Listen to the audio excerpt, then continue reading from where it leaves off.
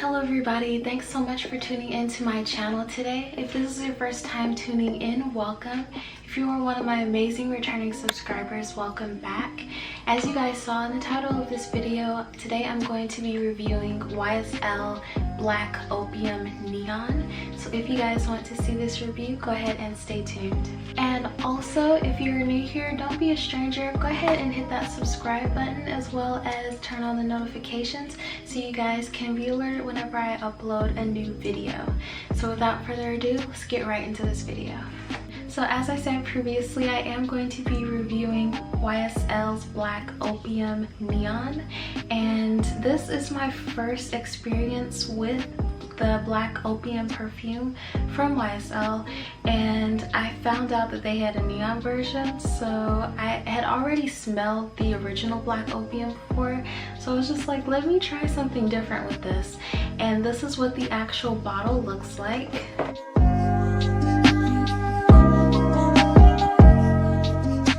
So that's what the bottle looks like, and this is what the actual box looks like. So this is a little spin-off of the original Black Opium, and this one is in a 1 ounce, and they come in 2 sizes, the 1 ounce and the 2.5 ounce. And this retails for $76 for the 1 ounce, and the 2 ounce is $115. So the prices are pretty similar to the original Black Opium. And let's go ahead and get into the notes of this fragrance. So this perfume is classified as a vibrant twist on the classic YSL Black Opium, and once I smelled that, I really kind of got those kind of vibes off of it as well. The notes for this fragrance, for the top notes, there is coffee, just like in the original. For the middle notes, there is orange blossom, and as the base note, there is dragon fruit accord. Now this is one of the few fragrances, if any, that I've heard of that actually have a fruit as the base note. And at first, like, I thought that that was kind of weird, but once I smell it, it really just ties everything together, especially when you have coffee and orange notes in there. The fruity notes kind of bring it back down, and the coffee keeps everything nice and warm, which I really like about this fragrance. Now, when I first spray this on my skin, the first notes that I'm getting, I'm kind of smelling the orange blossom. I'm really not smelling the coffee that much during the initial spray. But as it starts to warm down, you really start to get those coffee notes as well as the dragon fruit.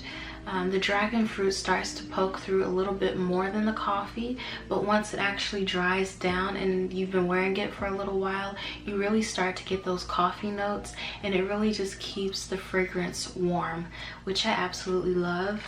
In my opinion, this is more of a winter fragrance.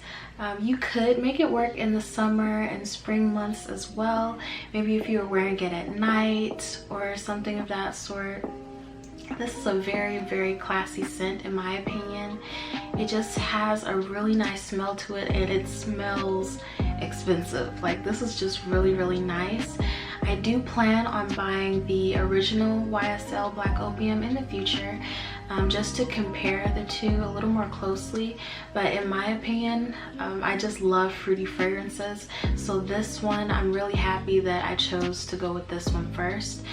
Because in my opinion, it does have more of those fruity notes. As you guys may know, in the notes of the original Black Opium, there is coffee as the top note as well, but in the middle note there is white flowers, and the base note is vanilla.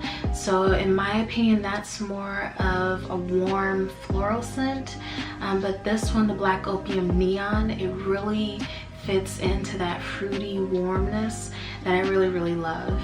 So this is a fruity fragrance in my opinion, but it doesn't have that cheap fruitiness smell to it like some perfumes do. It just smells really nice and warm and clean, which I absolutely love. So if you guys are looking to try out maybe your first designer fragrance, or just trying to experiment with other perfumes, I definitely recommend you try this. And it's not the cheapest fragrance in the world, but I definitely think that it's worth the investment because this just smells really nice. And you do get those black opium vibes, but it has a nice little twist. So I know a lot of people wear black opium. It is a favorite for a lot of people, but you can have that smell without smelling like everybody else in the room. It really stands out in my opinion. So I definitely recommend that you guys try this. And also, as always, I will have this linked in the description box. I did purchase this from Ulta, so they usually have sales sometimes. So if you're trying to get it on the low, they might mark it down pretty soon. So just keep an eye out for that as well. So that was my review. I hope you guys really enjoyed this video. And if you want to see more videos like this, then go ahead and let me know in the comment section below. And also, if you guys have tried the original Black Opium or even Black Opium Neon, let me know, and let me know exactly what you guys think about it, because in my opinion, this is gonna be one of my favorites. I'm gonna have it in my little favorites list. So it's something that I really enjoy. So if you guys enjoyed it, I want to know. So thank you guys so much for tuning in today, and I hope to see you guys in my next video.